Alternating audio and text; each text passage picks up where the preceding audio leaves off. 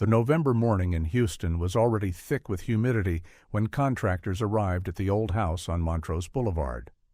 Hurricane damage from the recent storm had torn through the neighborhood, leaving roofs exposed and walls compromised. What they discovered that day would solve a 28-year-old mystery that had haunted the city since 1996. The crew had been assessing damage to the Victorian-style home when one worker noticed something unusual in the attic insulation. The hurricane winds had displaced decades of dust and fiberglass, revealing what appeared to be wrapped bundles. The foreman immediately called authorities.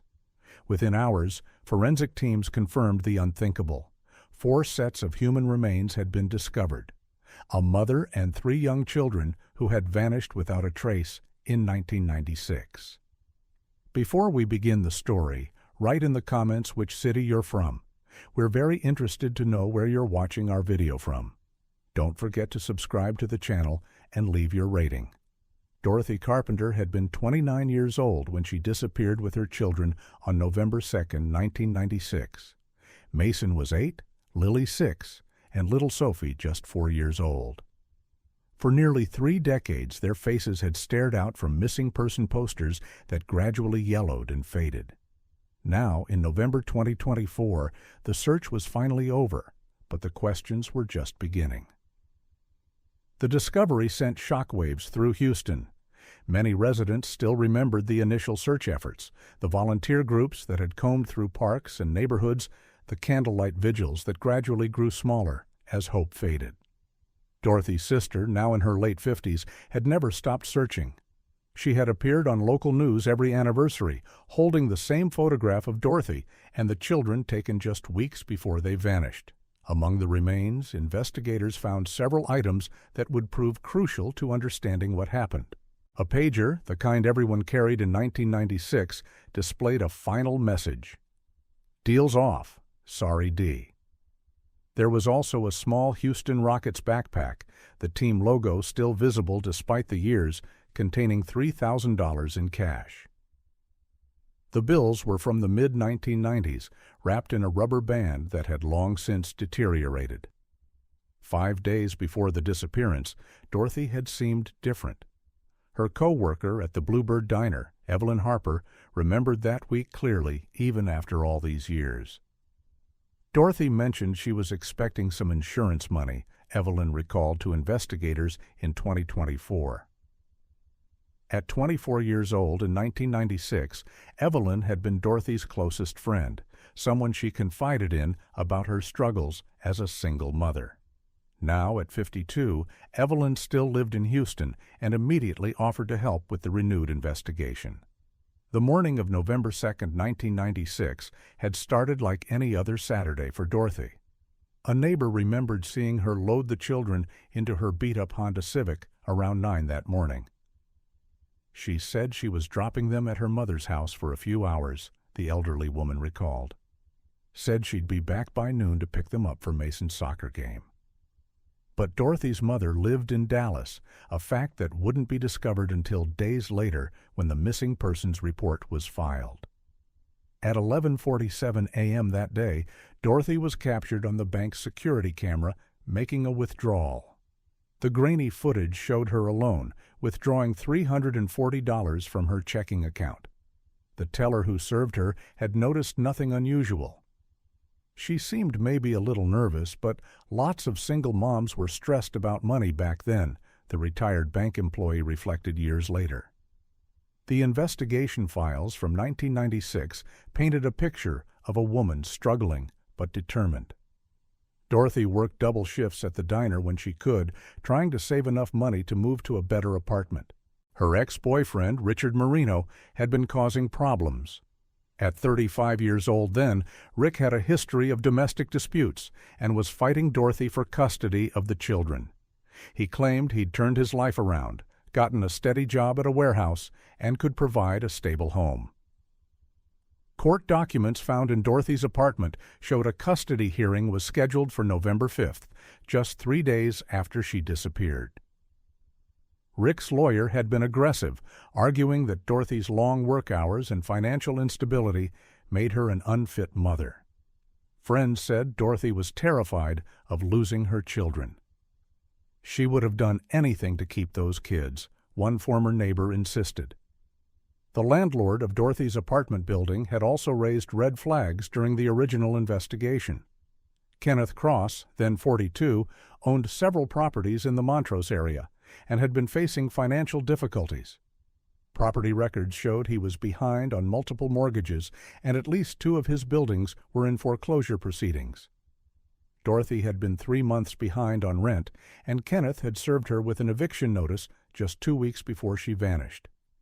But it was Evelyn Harper who had been most helpful during those early days of the investigation. She organized search parties, put up posters, and spoke to media outlets, pleading for information about her missing friend.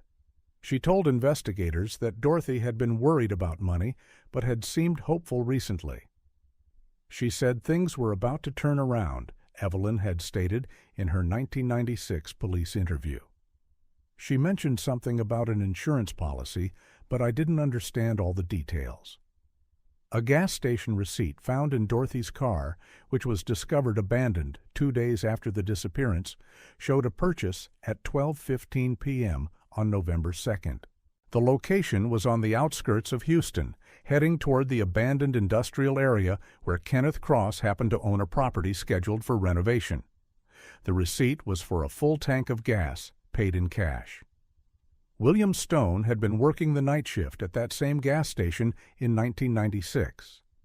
Just 19 years old at the time, he distinctly remembered seeing Dorothy's Honda Civic that day, though something seemed off. I remember because the Rockets had just started their season, and I noticed the kid's backpack in the back seat, he told investigators. But I could have sworn I saw a woman with blonde hair driving, not brunette like Dorothy. The original investigation had focused heavily on Rick Marino. His volatile history with Dorothy made him the obvious suspect. Co-workers at the warehouse confirmed he'd clocked in at 12:45 p.m. that Saturday, but one employee later admitted that workers often punched in for each other. It was common practice, he confessed years later. Management didn't care as long as the trucks got loaded. Rick's apartment had been searched multiple times in 1996. Investigators found nothing connecting him to the disappearance, but they did discover something interesting. A letter from his lawyer stating that without Dorothy present at the custody hearing, Rick would likely be awarded full custody by default. The letter was dated October 30th, 3 days before Dorothy vanished. Kenneth Cross had presented a solid alibi. He claimed to be showing a property to potential buyers at 1:30 p.m. that Saturday, with signed documents to prove it. The property he was showing was across town from where Dorothy's car was found. His financial troubles were well documented, but there seemed to be no direct connection between his money problems and Dorothy's disappearance. Meanwhile, Evelyn had been everywhere during the investigation, a constant presence at the police station, always eager to help. She provided a detailed timeline of Dorothy's last week, remembering conversations and details that even Dorothy's family hadn't known. She mentioned that Dorothy had been secretive about something, maybe seeing someone new, though she hadn't wanted to pry. The case had eventually gone cold. Without bodies or evidence of foul play, investigators couldn't determine if Dorothy had run away to escape the custody battle or if something more sinister had occurred. Rick Marino eventually got remarried and moved to Dallas. Kenneth Cross lost his properties to foreclosure and left Texas entirely. Evelyn Harper remained in Houston, working at various restaurants over the years, occasionally giving interviews on anniversaries of the disappearance, always maintaining hope that her friend would be found. Among the evidence discovered in the attic in 2024 was something that had been overlooked in the initial investigation, an old work schedule from the Bluebird Diner dated November 1996. The schedule, yellow with age, showed staff assignments for that first week of November. One detail stood out immediately to investigators reviewing the cold case with fresh eyes. The work schedule revealed something crucial. Evelyn Harper had been marked as having the day off on November 2, 1996. This directly contradicted her original statement to police, where she claimed to have been working a double shift that Saturday, unable to help with the initial search until that evening. The discrepancy had somehow been overlooked in the original investigation, filed away among hundreds of pages of witness statements and evidence logs. Detective Maria Rodriguez, assigned to the cold case in 2024, began methodically reviewing every piece of evidence with modern investigative techniques. The pager found with the remains yielded interesting results when examined with current technology. The message, "Deal's off." Sorry D had initially been assumed to reference Dorothy, but forensic analysis of the device revealed it belonged to a different service provider than Dorothy's known pager number. The $3,000 in the Houston Rockets backpack raised questions about Dorothy's financial situation. Bank records from 1996 showed she had less than $500 in her account when she disappeared. Where had the additional money come from? The bills were examined for fingerprints using advanced techniques not available in the 1990s, revealing partial prints that didn't match Dorothy or any of the children. Rick Marino, now 63 years old, agreed to speak with investigators from his home in Dallas. Age had mellowed him, and he seemed genuinely devastated by the discovery. "I was angry back then, sure," he admitted, "but I would never. Those were my kids. I've lived with people thinking I did something to them for 28 years. His current wife confirmed that Rick had undergone years of therapy to deal with both his anger issues and the trauma of losing his children. The custody hearing documents were re-examined with fresh perspective. Legal experts noted that while Rick stood to gain custody if Dorothy didn't appear, he actually needed her alive for the long-term custody arrangement he was seeking. His lawyer's strategy had been to show Dorothy as struggling, but not to remove her entirely from the children's lives. The plan was joint custody with Rick as primary caregiver, the now retired attorney explained. If Dorothy disappeared, Rick would have faced years of legal complications and suspicion. Kenneth Cross's property records revealed more complexity than initially understood. The house where the remains were found had indeed belonged to him in 1996, but it had been in a legal limbo due to his financial troubles. Insurance documents showed he had tried to claim storm damage on the property just weeks before Dorothy's disappearance, but the claim had been denied. However, investigators discovered he had been in Dallas from November 1st through November 5th for a real estate conference with hotel records and credit card receipts confirming his presence there. The cassette tape labeled "For My Babies" was discovered in Dorothy's impounded car, which had been kept in police storage all these years. The tape had degraded significantly, but audio restoration experts managed to recover portions of the recording. Dorothy's voice, young and strained, could be heard talking to her children about how much she loved them. But there were other segments, too, harder to make out, where she seemed to be discussing something about Evie and dangerous people. Evelyn Harper's history warranted closer examination. Employment records from the Bluebird Diner showed several discrepancies in cash deposits during her shifts. The manager from 1996 was tracked down in Florida, where he'd retired. "There were rumors," he said carefully. "Money going missing, but nothing we could prove. Dorothy actually came to me once about it, but I told her I needed evidence before I could act." Phone records from 1996 were subpoenaed and digitized. Dorothy's home phone showed multiple calls to a number that belonged to someone named Marcus Torres, a name that hadn't appeared in the original investigation. Torres had been 26 in 1996 and had a record for drug distribution. He'd been Evelyn Harper's boyfriend at the time, though this connection had never been made by investigators. Torres had been killed in a drug-related incident in 1998, taking any information he might have had to his grave.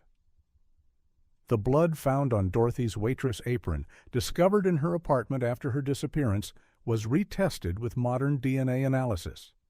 The original test had simply confirmed it wasn't Dorothy's blood type. The new results were surprising. The blood matched Evelyn Harper's DNA profile. When questioned, Evelyn claimed she must have cut herself at work and Dorothy had helped her, though no such incident was recorded in the diner's accident log for that period. Bank records revealed something else interesting. 3 days before Dorothy's disappearance, there had been an attempted withdrawal of $2,000 from her savings account, which had been declined due to insufficient funds. The attempt had been made at an ATM using Dorothy's card, but the location was near Evelyn's apartment, not Dorothy's usual neighborhood. The gas station receipt took on new significance when combined with other evidence. The timestamp of 12:15 p.m. coincided with a gap in Evelyn's known whereabouts that day. She had claimed to be at home sleeping before her evening shift, but no one could confirm this. The blonde hair William Stone remembered seeing in Dorothy's car matched Evelyn's description from 1996. Interviews with former employees of the Bluebird Diner painted a picture of a close but complicated friendship between Dorothy and Evelyn. Evelyn was always trying to help Dorothy with money, one former waitress recalled. But sometimes it felt like she was too involved, like she knew more about Dorothy's life than Dorothy did. Another employee remembered Evelyn often talking about making it big and getting out of waitressing, though she was vague about her plans. The insurance policy Dorothy had mentioned to friends proved to be non-existent. No company had any record of a policy in Dorothy's name. However, investigators discovered that Evelyn had been involved in an insurance fraud scheme in 1995, though charges were never filed due to lack of evidence. The scheme involved fake policies and collecting premiums from desperate people who thought they were buying legitimate coverage. Digital enhancement of the bank security footage from Dorothy's final withdrawal revealed something previously unnoticed. A blonde woman could be seen waiting in a car outside that matched the description of Evelyn's 1994 Ford Taurus. The car was parked in a way that suggested the driver was watching the bank entrance. The renovation permits for Kenneth Cross's property where the bodies were found showed something interesting. Work was scheduled to begin on November 4, 1996, including new insulation in the attic. The work order was signed by a subcontractor, but the actual renovation didn't begin until November 6th, after Dorothy was already reported missing. The delay was attributed to materials not arriving as scheduled, according to the contractor's records. Former neighbors of Dorothy remembered strange activity around the time of her disappearance. One elderly resident recalled seeing a blonde woman at Dorothy's apartment the morning she vanished. "I thought it was odd because Dorothy had dark hair, but I figured maybe she had a friend helping with the kids," the woman said. Another neighbor remembered hearing Dorothy's car return around 2 p.m. that day, though Dorothy herself was never seen. The children's disappearance had unique elements that investigators found troubling. Usually in custody disputes where a parent flees with children, they take clothing, toys, favorite items. But nothing was missing from Dorothy's apartment except the clothes they were wearing. Mason's soccer uniform was still laid out on his bed. Lily's favorite doll remained on her pillow. Sophie's blanket, which Dorothy's mother said the child never went anywhere without, was found in the living room. Rick Marino's work records were scrutinized again with modern investigative techniques. The co-worker who admitted to the punch card switching was re-interviewed. Under pressure, he revealed more details. "Rick asked me to punch him in that day, said he had something important to do in the morning. But he was there by 2 p.m. I saw him myself. He seemed agitated, kept checking his watch." Forensic accountants traced the $3,000 found in the backpack through serial numbers and bank distribution records. The bills had been withdrawn from various ATMs around Houston in the weeks leading up to the disappearance, but not from Dorothy's account. The pattern suggested someone had been accumulating cash gradually, possibly to avoid detection. The medical examiner's 2024 report, while limited by the condition of the remains, revealed crucial information. The positioning suggested all four had died around the same time. There were no signs of restraint or struggle that could be detected after so many years. The children had been placed carefully, not thrown or dumped, suggesting someone who knew them had been involved in concealing the bodies. Evelyn Harper's financial records from 1996 showed suspicious activity. Despite working minimum wage at the diner, she had made several large cash deposits in the months leading up to Dorothy's disappearance. When questioned, she claimed they were tips and money from a second job, though no record of additional employment could be found. The cassette tape yielded more secrets as audio experts continued their work. In one restored segment, Dorothy could be heard saying, "Evie promised to help, but I don't trust her boyfriend. If something happens to me, look at the tapes in my car. I've been recording, just in case." This suggested Dorothy had made multiple recordings, though only one tape was found. The breakthrough came when investigators found another tape hidden in the lining of Dorothy's car trunk, overlooked for nearly 3 decades.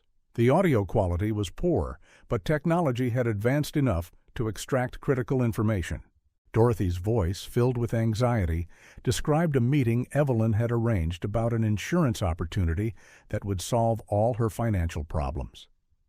More disturbing was Dorothy's mention of discovering something about Evelyn. "I saw her taking money from the register. She doesn't know I saw, but I have the deposit slips. She's been stealing for months." This revelation reframed the entire investigation. Dorothy hadn't been planning to run. She had been gathering evidence against her best friend. The deposit slips Dorothy mentioned were found hidden in a cookbook in her apartment, overlooked during the original search because investigators hadn't been looking for evidence of theft. The amounts matched the discrepancies in the diner's books perfectly. Evelyn Harper was brought in for questioning in December 2024. Now 52 years old, she maintained her composure initially, expressing shock at the discovery and reiterating her story from 1996. But when confronted with her work schedule showing she had lied about working that day, cracks began to appear in her facade. "I must have been confused," she said. "It was so long ago." The investigation revealed that Marcus Torres, Evelyn's boyfriend in 1996, had been more than just a small-time dealer. DEA records from the period showed he was suspected of running a significant operation, though he was killed before charges could be filed. Several witnesses from that era, now willing to talk after decades of silence, confirmed that Evelyn had been deeper in that world than anyone suspected.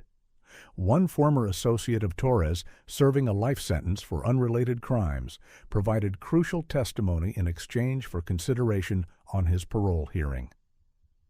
Marcus was paranoid about Dorothy, he revealed. Evelyn told him Dorothy knew about their operation, said Dorothy was going to the cops. Marcus wanted to handle it his way, but Evelyn said she could take care of it quietly. The pager found with the remains was traced to Marcus Torres's drug operation. The message, "Deal's off. Sorry D," took on new meaning. It wasn't about Dorothy, but rather about a drug transaction. The pager had likely been in Evelyn's possession when she lured Dorothy to the abandoned property, dropped accidentally during the concealment of the bodies. Detective Rodriguez pieced together the timeline of that fatal Saturday. Dorothy had believed she was meeting Evelyn about a legitimate insurance opportunity, a chance to make quick money to prevent her eviction and fight the custody battle. She had withdrawn cash as instructed, probably told it was needed for processing fees or initial payment. The children were brought along because Dorothy couldn't afford a babysitter and trusted Evelyn. The property where the bodies were concealed had been chosen carefully. Kenneth Cross's financial troubles were well known, and the property was in foreclosure limbo. Evelyn knew about the scheduled renovation from diner gossip. Contractors often ate at the Bluebird and talked about their jobs. She knew the attic would be sealed with new insulation within days, potentially hiding the bodies forever. The $3,000 in the backpack represented Dorothy's saved escape money, funds she had been accumulating secretly to leave Houston if she lost custody. Bank records showed she had been depositing her tips in a separate account, then withdrawing cash gradually. Evelyn had known about this money. Dorothy had confided in her about the emergency fund, during one of their many conversations about her custody fears. William Stone's memory of seeing a blonde woman driving Dorothy's car that day was crucial. Security footage from nearby businesses, enhanced with modern technology, captured Evelyn's Ford Taurus following Dorothy's Honda Civic toward the abandoned property. The timestamp was 12:30 p.m., just after the gas station stop. The blood on Dorothy's apron told another story. Further analysis revealed it was from a cut that required stitches, not a minor workplace accident. Hospital records from October 1996 showed Evelyn had been treated for a deep hand laceration, claiming she had cut herself on broken glass at home. But the apron suggested she had been at work when injured, possibly during a confrontation with Dorothy about the stolen money. Phone records revealed a crucial call pattern. In the days before the disappearance, there were multiple calls between Evelyn's apartment and various payphones near Dorothy's home. One former neighbor remembered seeing Evelyn using the payphone outside the corner store repeatedly that week, unusual since she had a phone at home. She said her home phone was broken, the witness recalled, but I saw her talking on it through her window that same evening. The reconstruction of events painted a tragic picture. Dorothy had discovered Evelyn's theft and drug connections. Evelyn, facing potential arrest and prison time, had constructed an elaborate plan. She convinced Dorothy that she had access to a fake insurance scheme that could provide quick money, playing on Dorothy's desperation. The meeting at the abandoned property was supposed to be about signing documents and collecting an initial payment. Marcus Torres's role became clearer through old surveillance records from the DEA. He had been photographed near the abandoned property on November 2, 1996, though the significance hadn't been understood at the time. His presence suggested he had been involved in concealing the bodies, using his knowledge of the property from drug dealings in the area. The house had been a known drop point for his operation, though never officially linked to him. The careful placement of the bodies in the attic indicated familiarity with construction and concealment. Torres had worked in construction before turning to drug dealing, and Evelyn had dated a contractor before Marcus. Together, they had the knowledge and access to hide the bodies in a way that should have kept them hidden forever, if not for the hurricane damage 28 years later. Evelyn's behavior after the disappearance took on new significance. Her zealous involvement in the search, her media appearances, her constant presence at the police station, it all served to position her as the concerned friend, while also allowing her to monitor the investigation's progress. She had steered suspicion toward Rick Marino repeatedly. Knowing his history made him the perfect suspect. In January 2025, faced with overwhelming evidence, Evelyn Harper finally broke. In a tearful confession, she admitted to orchestrating the entire tragedy. "I never meant for it to happen," she claimed. "Dorothy was going to report me. I would have gone to prison. Marcus said he could scare her into silence, but things went wrong." She insisted the children's deaths were never intended, that they were supposed to be left somewhere safe after Dorothy was dealt with. The truth was even more chilling. Evelyn revealed that Dorothy had threatened to go to both the police and the DEA with information about the drug operation she had uncovered through Evelyn's careless talk. The fake insurance scheme was meant to lure Dorothy to an isolated location where Marcus could convince her to stay quiet. But Dorothy had been recording everything, suspicious of Evelyn's sudden helpful attitude. When Dorothy realized the danger at the abandoned property, she had tried to protect her children. Evelyn claimed Dorothy's final act was to hand her the Houston Rockets backpack with the emergency money, begging her to use it to take care of the children. Instead, it became evidence hidden with their bodies, a last testament to a mother's desperate attempt to save her babies. The discovery also solved another cold case. The murder of Marcus Torres in 1998 had been attributed to rival drug dealers, but Evelyn's confession revealed she had orchestrated that as well. "He was getting paranoid, talking about going to the cops to make a deal," she explained. "I couldn't let him do that." She had used her connections in his world to arrange his elimination, ensuring her secret would remain buried. Rick Marino was formally cleared of all suspicion. At a press conference, he broke down crying, holding a photograph of his children. 28 years of people thinking I was a monster, he said. At least now Mason, Lily, and Sophie can rest in peace. And their mother. Dorothy was a good woman who loved those kids more than anything. Dorothy's sister, now 59, stood beside the prosecutor as charges were announced. "We never gave up hope of finding them," she said. "I just wish Dorothy's mother had lived to see justice. She died 5 years ago, still believing Dorothy would walk through her door one day." Evelyn Harper was charged with 4 counts of capital murder with special circumstances that could result in life without parole. Despite her age, prosecutors argued that the premeditated nature of the crimes and the decades of deception warranted the harshest possible sentence. The drug connections from 1996 had mostly died or disappeared, but enough evidence remained to paint a complete picture of the conspiracy. The case highlighted failures in the original investigation: the overlooked work schedule, the missed connections to Marcus Torres, the failure to thoroughly investigate Evelyn's background. All of these oversights had allowed a killer to walk free for nearly 3 decades. The Houston Police Department announced a comprehensive review of other cold cases from the period, hoping to find similar patterns that might have been missed. In the end, it was Hurricane Beryl's destruction that brought revelation. The same force that had torn through Houston, leaving devastation in its wake, had also uncovered a truth buried for 28 years. The Carpenter family was finally laid to rest in a ceremony attended by hundreds, including many who had searched for them in 1996. Evelyn Harper's trial began in March 2025. The prosecution presented a methodical case built on forensic evidence, witness testimony, and Evelyn's own confession. Her defense argued for manslaughter charges, claiming the deaths were unintended, but the careful concealment and decades of deception undermined any claim of remorse or accident. The jury deliberated for just 4 hours before returning guilty verdicts on all counts.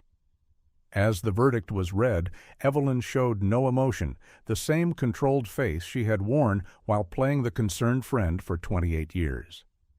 She was sentenced to life in prison without the possibility of parole, the judge noting that her calculated deception and the murder of innocent children warranted no mercy. Kenneth Cross, cleared of any involvement, returned to Houston for the trial. Now 70 years old, he expressed regret that his property had been used for such a terrible purpose. "I think about it every day," he said. "If I had just checked that property one more time before the renovation, maybe they would have been found sooner."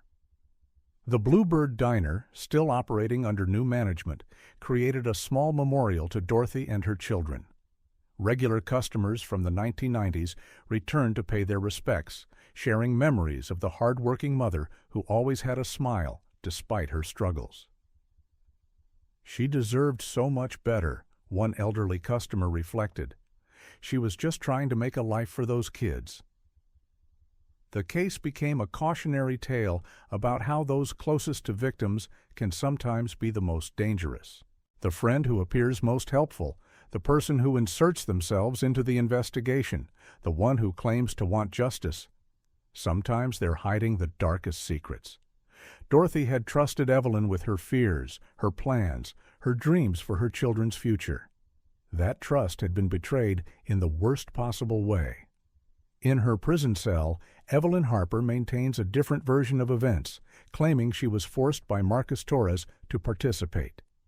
But the evidence tells a different story, one of calculated murder, methodical cover-up, and 28 years of living with the knowledge of where Dorothy and her children lay hidden. The hurricane that exposed their bodies also exposed a truth that Evelyn had thought would remain buried forever.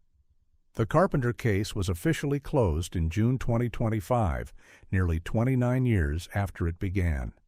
4 lives lost, families destroyed, and a community left to grapple with how such evil could hide behind the face of a concerned friend.